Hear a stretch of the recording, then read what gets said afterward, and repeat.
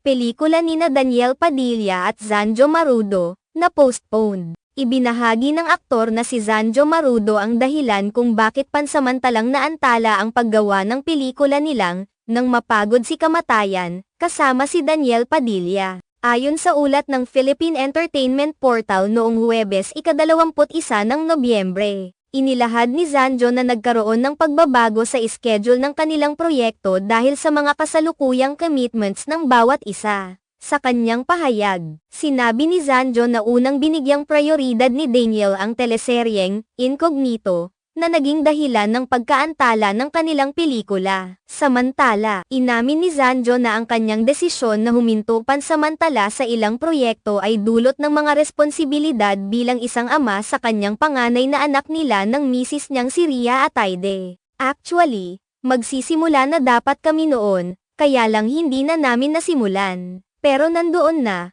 mag-shoot na kami ng day 1, aniya, na nagpapakita ng kanilang intensyon na magsimula na sa paggawa ng pelikula. Ngunit nagkaroon ng ilang pagbabago sa schedule ng kanilang mga proyekto kaya't naantala ang mga plano. Dahil dito, nagkaroon ng pagkakataon ang aktor at si Daniel na mag-usap ng masinsinan tungkol sa sitwasyon at nagkasundo silang magbigay daan sa mga kasalukuyang pangangailangan at commitments nila. Ayon kay Zanjo, nakipag-ugnayan sila sa production team at nagkaroon sila ng malalim na pag-uusap tungkol sa proyekto. Pinuri pa ni Zanjo ang konsepto ng pelikula, na ayon sa kanya ay isang napakagandang ideya, kaya't desidido silang ituloy pa rin ang nasabing proyekto kapag naayos na ang lahat ng issue. Gayunpaman, nilinaw ni Zanjo na ang pansamantalang pagkaantala ng pelikula ay hindi nangangahulugang tuluyan na itong hindi matutuloy. Inaayos pa namin ang kwento, pero matutuloy pa rin naman yan, dagdag niya. Kaya't bagamat nagkaroon ng kaunting pagkaantala, tiwala pa rin silang magkakaroon ng magandang resulta ang proyekto sa takdang panahon.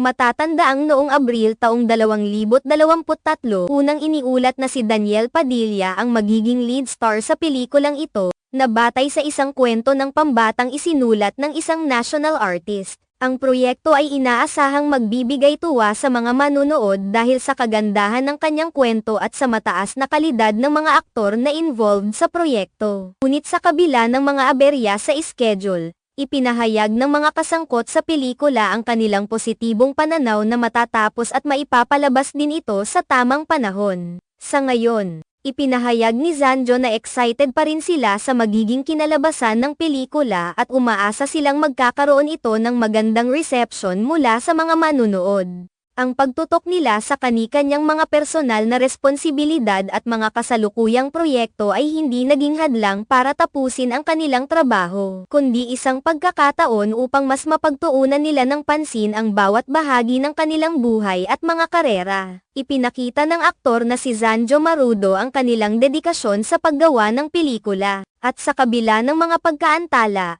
ipinakita nilang handa silang bumangon at ituloy ang proyekto kapag nahanap na nila ang tamang panahon at pagkakataon.